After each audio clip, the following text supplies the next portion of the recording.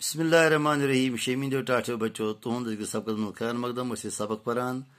Of तुहद मुकाबल यह सपदो परित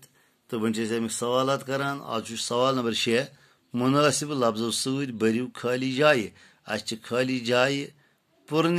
खाली जाय बरन मुनासिब अल्फाजों सत और अल्फाज दित तो अम मज मुनासिब अल्फाज तम लेखो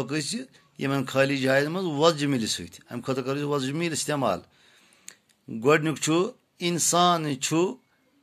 ति पद करान अत लेखो जवाब तरीक इंसान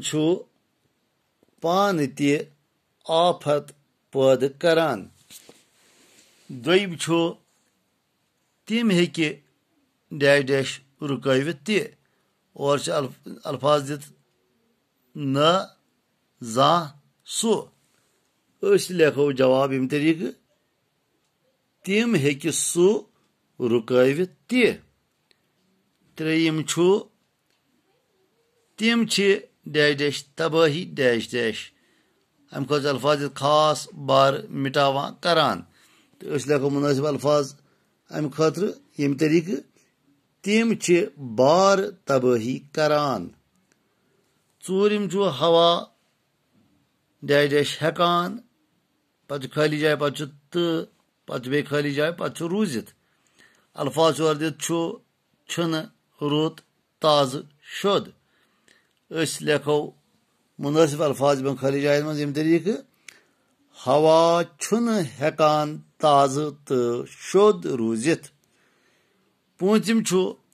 यम सारे डैश डैश हेकन न डैश डैश पट सपदित अल्फाज दित कथ कामि रत बेगंड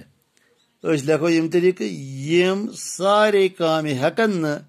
बेगंड पट सपदित इत पे पुर यम खाली जाय मुनासिब अल्फाजों सत टाठो बच्चो तुम लिखो यम अमी तरीक अल्फाज पन्निस नोटबुकस मज खास तवज्जो दो पन्निस सबकस कुन इजाजत पगह करो बे मुलाकात खुदा हाफिज।